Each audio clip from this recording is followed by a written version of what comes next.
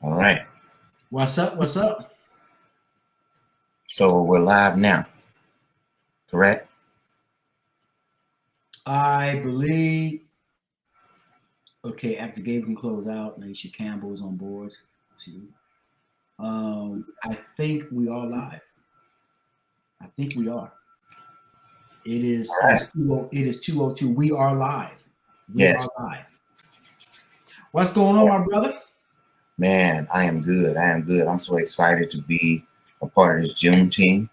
Uh, Big shout out to Blurred Girl for reaching out to us, saying, hey, you guys should put in for this panel. And when we put in for the Black Love discussion, and it was a go. Also, big shout out to Shakima Landsmark, who sent us our acceptance email and let us know that we are going to be a part of this thing. First Comic Con, Robert and Shanice, let's get it.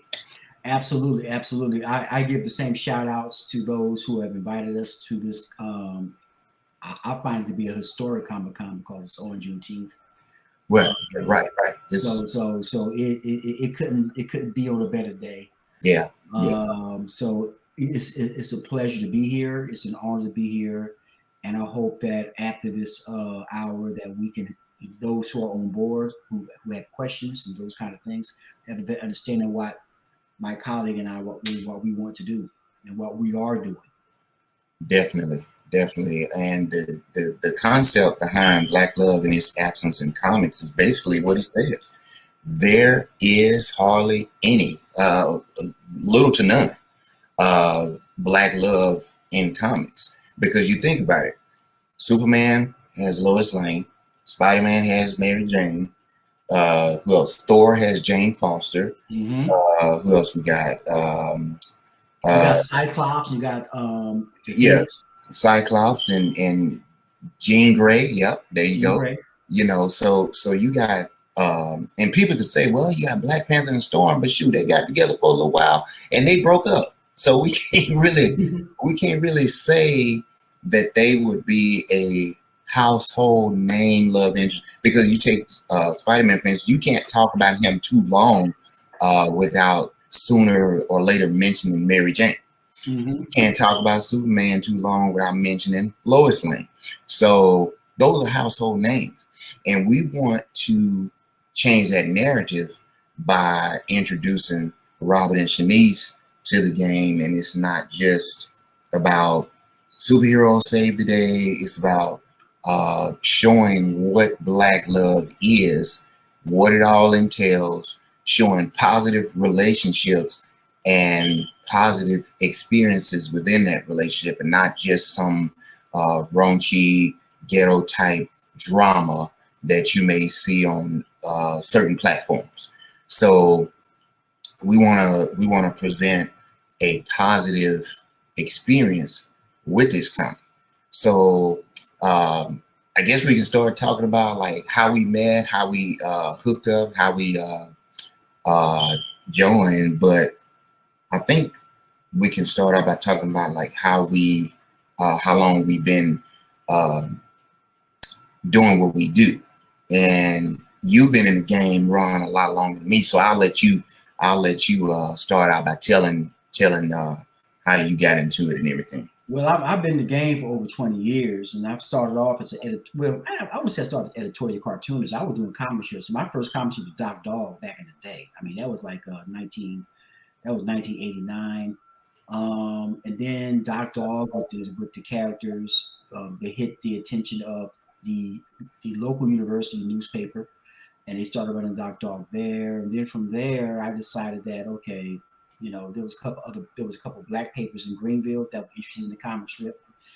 So from there, I felt like this would be an opportunity to go somewhere that was more progressive when it comes to black media. So my mind was on Atlanta, and my brother and we packed up our stuff and we went straight to Atlanta. And that's when my brother became art director of the Atlanta Voice. I went on to work while I was pursuing my art career. I went out to work for Emory University. Um, and I I went back and forth with doing different types of comic strips, and eventually I went to editorial cartoons, and I was able to self syndicate my cartoons to over 75 newspapers. Now that was a blessing, because you don't see too many editorial cartoonists out there of melon descent, rolling like that. Right. Did the newspapers, did the magazines, those kind of things, and then looking a little ahead of the future, got on Facebook, started sharing my cartoons. Then I created a comics strip called Gigi, and Gigi was a grandma character, and from Gigi, the characters evolved from not just Gigi, but Gigi having her adopted children, which was Marcella, Shanice, and Lanita and Randy. And it became a very popular strip. To this day, it's still a very popular strip on my Facebook platform, GG Cartoons, almost at 100,000 followers. So from there, I went on to do the GG VIP, and one particular character in GG started getting a lot of attention, and that was Shanice. Yeah. And I met my bro Antonio during this whole process. We talked about his characters, we talked about my characters, and then suddenly, I don't know how it happened, but the two connected on a strip or a video. Go ahead, explain that, man. Yeah. So, and just to jump back a little bit, I started drawing, just drawing, doodling, pick up a pencil about 5 years old, because I was a comic collector. I collected comics heavily during my teen years. And when I was reading Hulk, Power Man and Iron Fist, I would take certain pages of those comics and I would just get my tablet and I would look and I would just draw, just look, draw, look, draw. And I said, after a while, I was like, wait, you know what? I think I'm gonna create my own thing. So I created a very short ran comic strip called Fat. It was this fat white guy who would do these short little things. And then eventually I said, well, as I noticed other comics, I'm like, well, why would I create a white comic character? Let me do something else. Because I needed to create something that represented me. We got hundreds and hundreds of comic strips that's represent the white audience. So I needed to be diverse because we're diverse. So that's when I created Who Knows. Very big nose character. His nose was in the beginning 12 by 4 inches, 12 a foot long, 4-inch wide. That's huge. Yes. That's huge. That's huge. Oh yeah. Over time, I kind of toned that down, but the character was basically sort of antic, clownish, comedic, and his best friend was a white character named Kevin Owens, and they would get into these, different comics,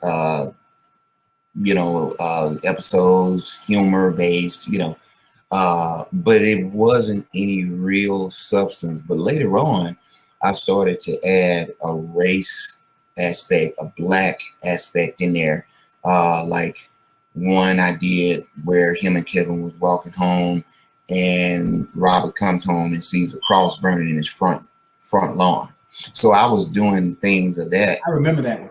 Yeah. I was doing things like that, and did one about racism where they're both looking up talking, and then the last panel that shows these big letters of racism.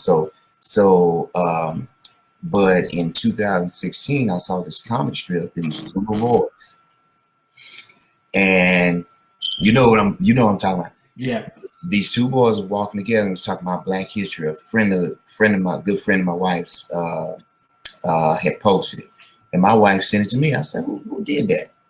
And I saw the name and it said Ron Bryant. So and it said he's on Facebook. So I looked him up, looked you up, and I said, man, I gotta reach out to this brother. I need some pointers. I want to see how he got, popular, because you was at like 100-some-thousand followers. So I'm looking like, man, that's what I want to get. So I reached out to him like, it's probably gonna be 6 months, before I hear back. I'm like, he answered me the next day. I'm like, am I seeing this right? He just answered me. So he's like, hey, I'm doing blah, blah, whatever you said, and I'll get back with you. So you got back with me. We started talking about your series, started talking about my character. And my character was like he was kind of like a jester, and of sorts.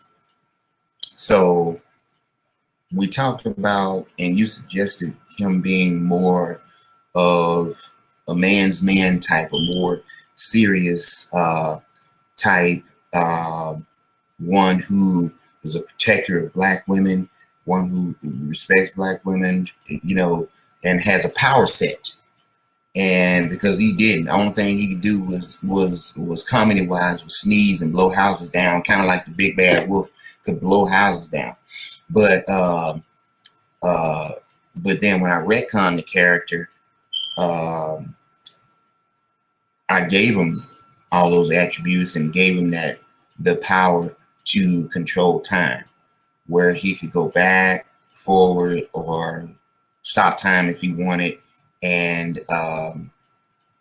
then eventually after that, I suggested that my character cross over with yours, Shanice, and make that a love interest. And we talked about it and planned everything. That's what caused the Robin and Shanice series to be born. And we put it on IG, we put it on, and we had the website as well. So the thing about Black love is, and you don't hear white love, you don't hear Asian love, you don't hear Indian love, you don't hear, we label it Black because we stand out. We have, like you said, you used to work for Black America Web. You don't hear white America Web. We want to stand out. I used to look at that. Why do we have to put Black on everything? But what that does is that gives us a standout point to say, hey, what we're doing is different than what everybody else is doing. So, and also it says, it pops our heads up out of the crowd, because you drop a spot of ink on a white sheet of paper, it's going to stand out. Black ink, it's going to stand out. So and we stand out with a diverse, let me see something here.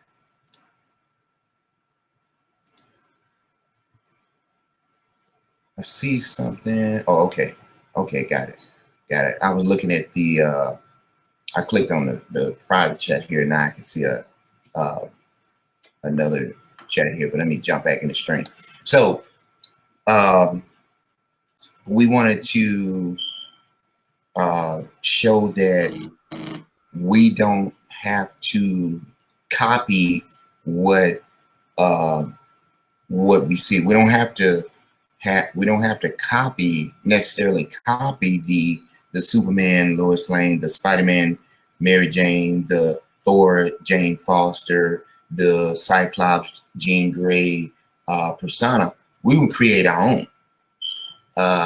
It always kind of irked me. Long time ago it didn't, but when I really think about creating our own, it really irks me to think about a Black Bart Simpson. Forget all that. Don't take. That's Matt Groening. Let Matt Groening have his thing. Don't make Charlie Brown Black. Charlie Brown is Charles Self thing. Let him do his own thing. Create your own thing. We're too creative to say, okay, I'm gonna make Wonder Woman Black. No, we got Nubia for that. Don't you absolutely, we got Nubia for that. We don't, absolutely. And And we could say Black Panther, and I love me some Black Panther, don't get me wrong, but Black Panther was created by Stan Lee. It wasn't created by whack or any. It wasn't created by you or me. It was created by Stan Lee and Jack Kirby. So that's still characters that are created by white creators, and we're Black creators, so we want to create our own stuff, like what you have, and like what I have. This is our stuff right here. This is our stuff. That's your stuff. What's on your shirt? There you go. There you go. Other side. There you go. It can be. I'm moving. I'm like, oh yeah, right here, right here. So, that's the narrative that we want to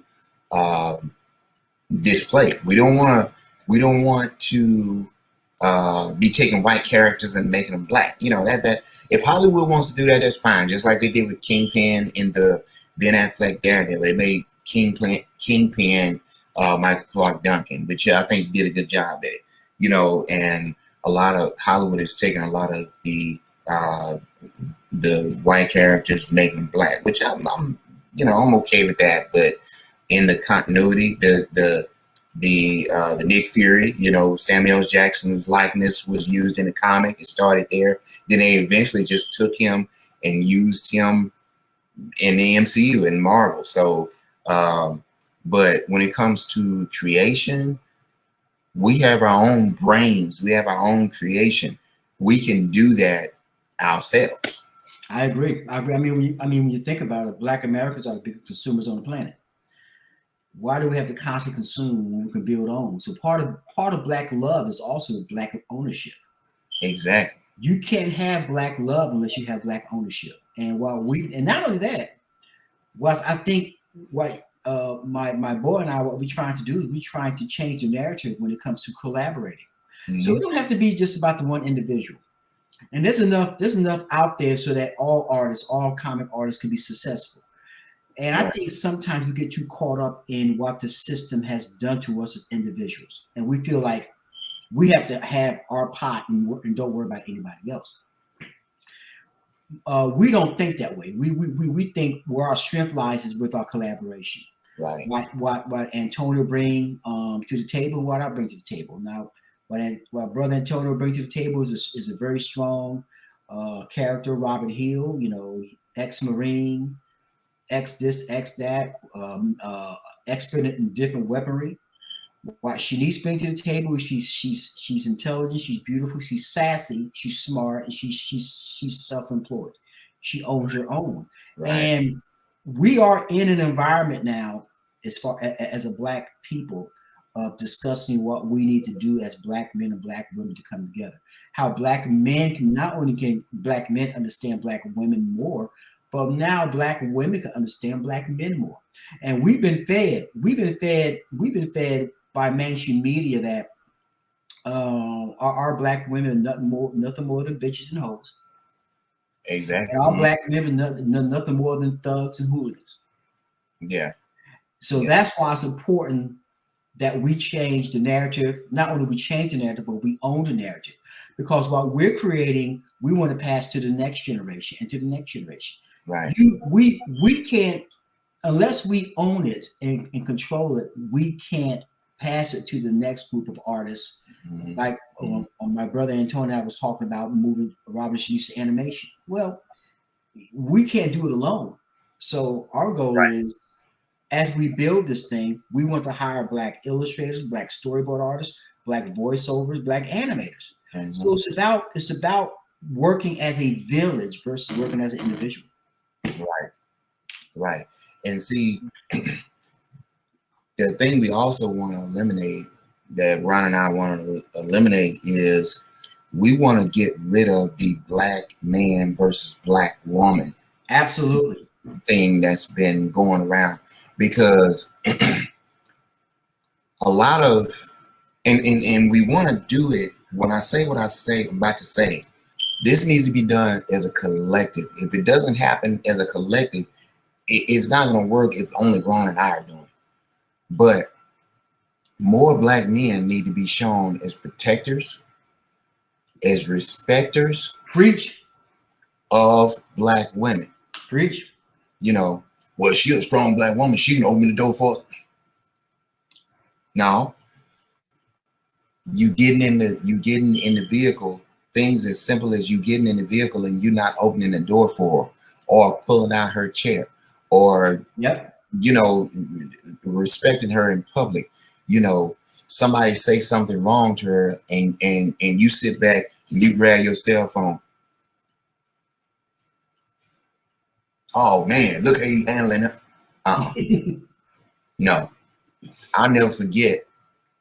I was in Lowe's. I mean, Home Depot, and the sister she was the cashier, and this white guy was in the checkout line, and he said something to her. He was joking at first, but then he put his finger right in her face. I'm talking like that close, and I'm standing to the side. Me and my dad had went to the place. I'm waiting on him to come back in. I'm standing out to the side. I'm watching this. Like, hey man, what you doing with your finger in her face? Oh, I'm just playing too. I said, well, she don't know that. I said it in front of everybody. I don't that's just, if it was my wife, I'd have been worse. Or my children, I'd have been worse. So that's just how I am. I'm the kind of man, I wouldn't even thinking about pulling out my phone. I'm thinking, but you know, if I had to, I'm thinking about pulling. But you know that's right. You know that's right. And the thing that our media has taught a lot of white, particularly white people, is that black men don't protect their women, and we have to change that. So even if you see a black woman being harassed by some cat, it's the responsibility of every black man to come to her defense and right, and to protect her.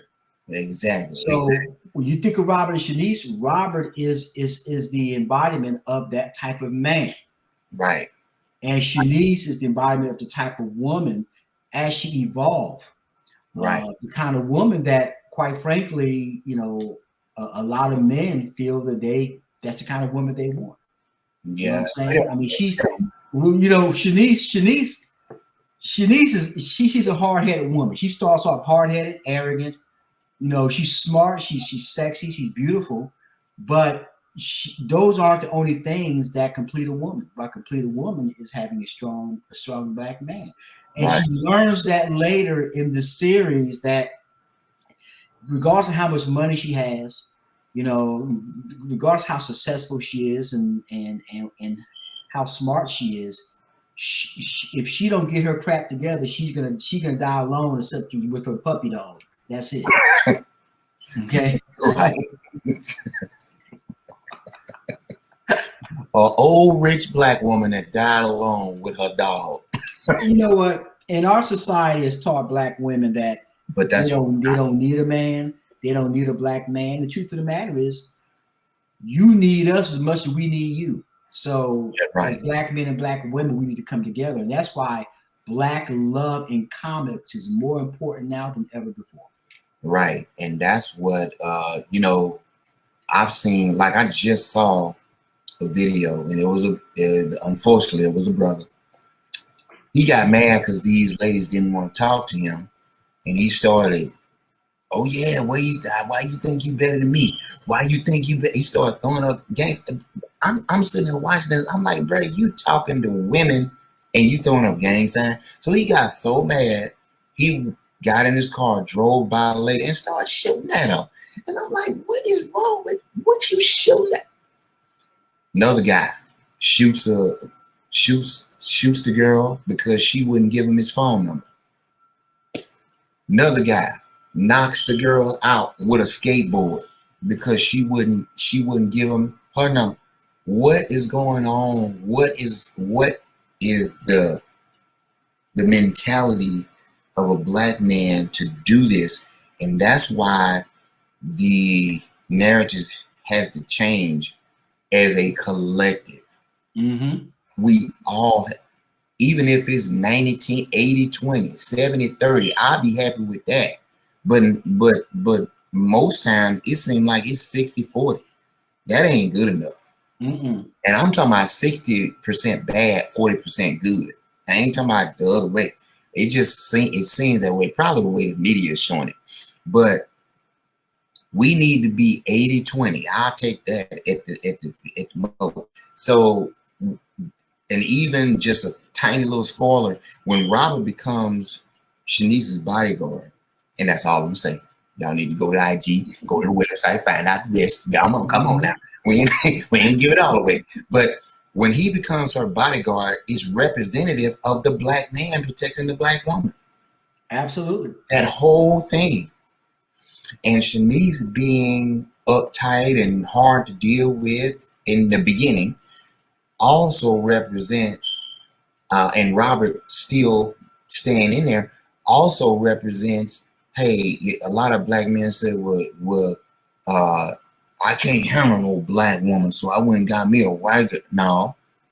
No. We stronger than that. And being strong does not only necessarily have to dealing with your black woman. Being strong just means you strong, period. Mm-hmm.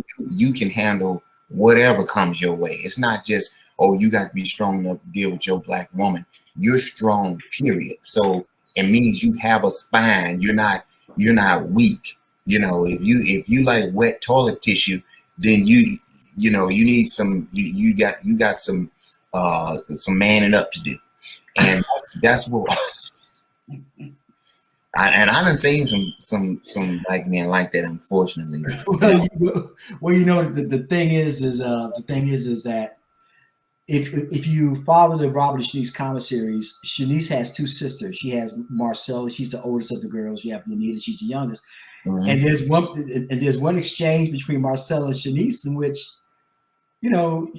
Shanice is criticizing Marcella, her man. Right. And she started questioning the value of her man. Right. At the same time, she ain't got a man. Exactly. So Shanice ain't got a man. So that's the other thing. When you look at the relationship between Robert and Shanice, and even look at the relationship between Marcel and Richard, we have to better define what is the definition of better define the value of a man's value. Does it always have to be that he's to make six figures? You've got black men out there that's busting their butts. They're blue collar workers, mm-hmm. and they're making good money, and they're protecting and providing for their families. But you have black women that don't recognize them because they've been taught that they should only seek what's called high value men, which are making six figures. They have a certain height, they have a certain educational level, and those kind of things. And those are the myths that we are trying to eliminate in our comic series. Right. And the whole thing is how black love is at the heart. And we're talking about black and black. We're not talking about a black character with a white woman or a white woman with a black man. We're talking about black. Okay. The Superman and Lois Lane, they ain't interracial. Spider-Man, Mary Jane, they ain't interracial. Preach.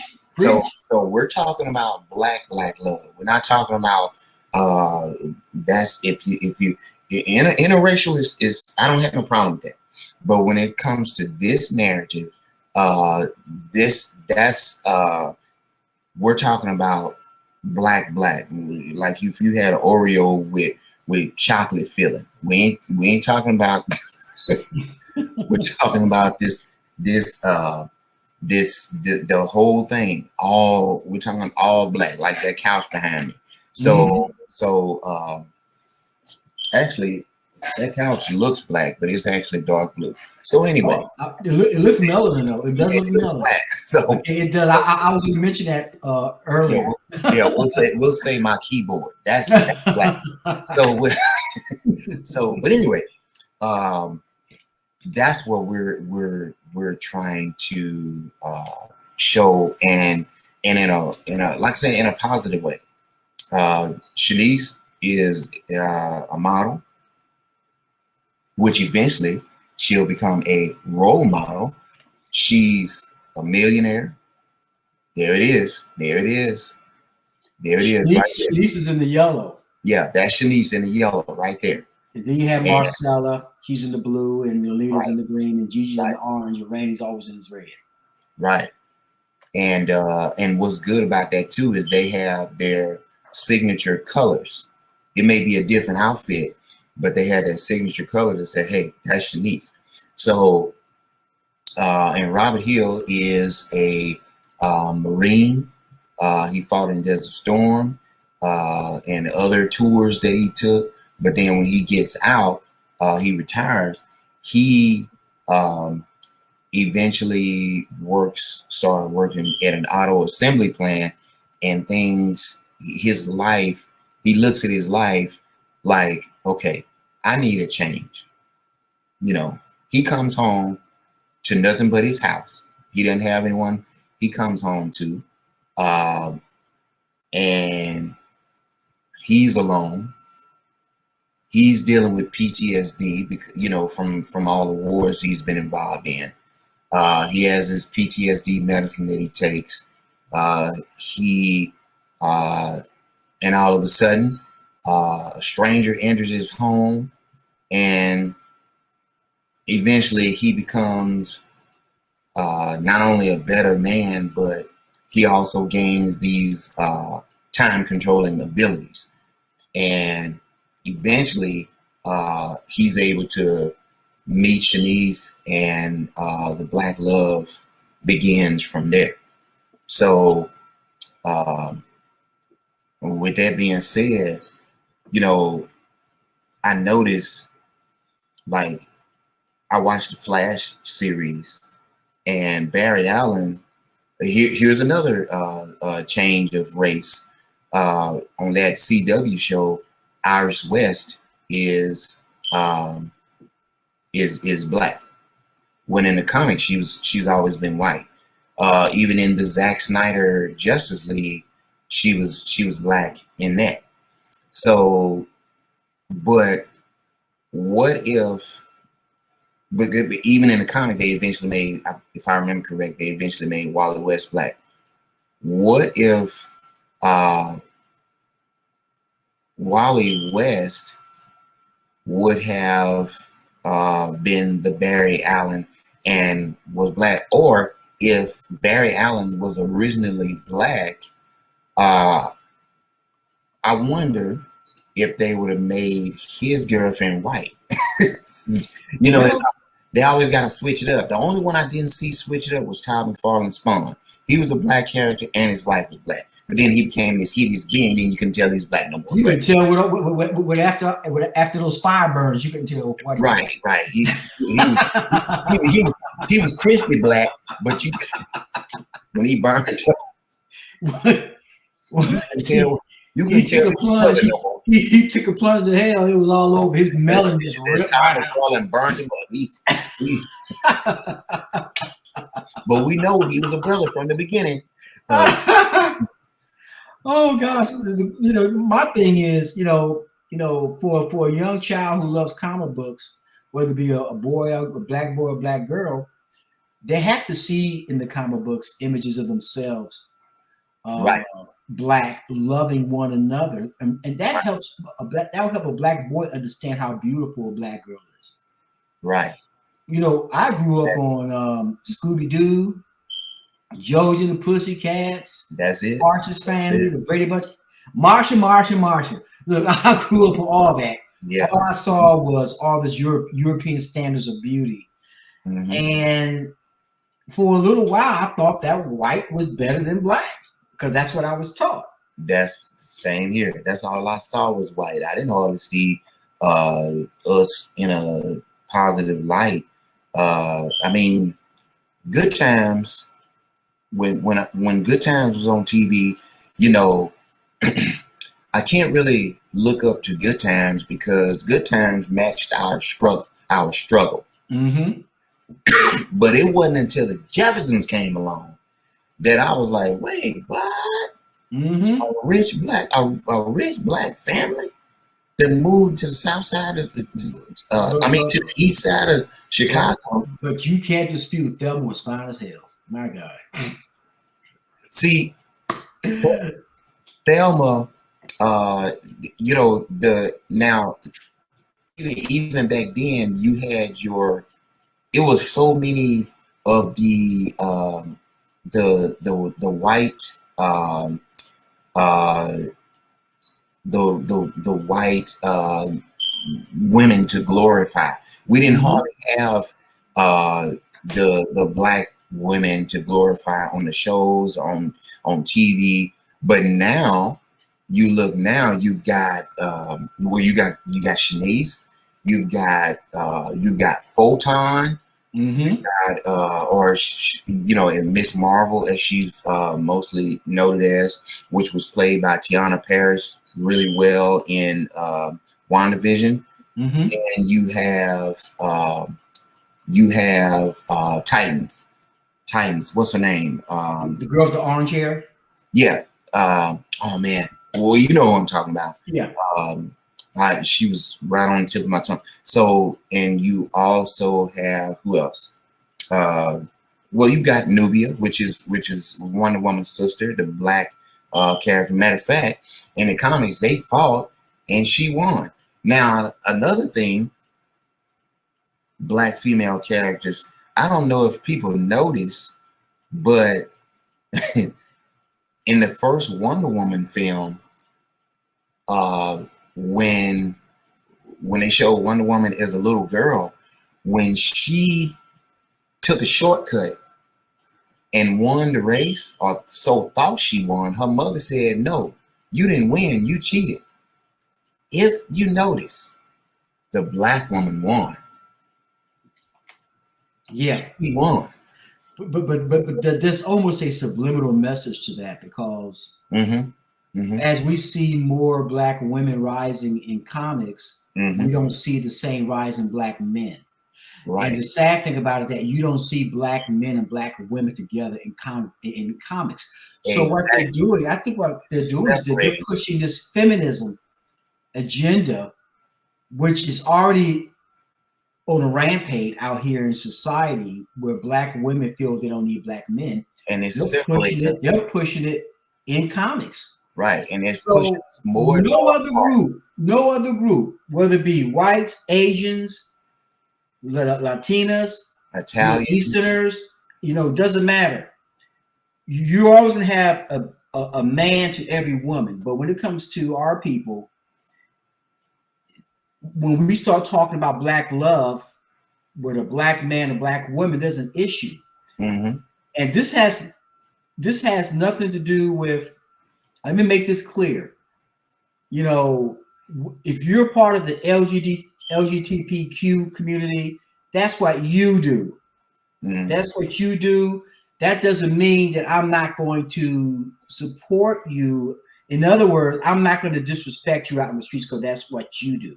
Right. What we do when it comes to how we define black love, we define black love between a black man and a black woman, and there's nothing wrong with that. If you got your agenda, there's nothing wrong with that either. But don't be trying to change my agenda, because even before I met Antonio, I would get occasional inboxes with Gigi because of Marcella, Shanice, Lanita. They all had a certain male love interest. And I'll get these questions like, why don't you have any gay characters? Well, isn't it kind of obvious? I ain't gay. Right. So why? I mean, I'm not going to push a gay agenda if I'm not gay. Yeah. I love black women. I think black women are the most beautiful women on this planet. And I think black men are some of the most powerful men on this planet. So why would I not want to illustrate that in a comic versus illustrating something else just to make a little bit more coin? It ain't worth it to me, because now my own integrity, my own dignity is in question, and I'm not going to allow that. Right, and even though I don't agree with the lifestyle, I'm not going to get on here and say, "Oh, down with this and down with that." You know, like you said, that's what they choose, that's what they choose. But we choose to show the black love from the black man and the black woman perspective, bringing them together, showing the black man as a protector of the black woman, showing the black woman as respect to the black man respecting the black woman. They come together and a positive relationship begins where the love gets stronger and stronger, not get to a certain point and then die off. No, Mm-hmm. we're not trying to fly high and then nosedive and crash. We're not doing all that. You know, they brought Black Panther and Storm together. They rose high and then they crashed. You know, so we don't want to do that because we're not trying to bring the black woman and the black man together and then to pull them apart. We're not trying to do that. No. We're trying to show the stick-to-itiveness of black love, the stickability of black love. We're trying to show a constant positive. I mean, Superman and Lois Lane got a whole show. You don't see them now. They have their issues. But you don't see them breaking up, you know, or anything like that. But so that's our whole narrative with this is eliminating the black man versus black woman battle, you know, and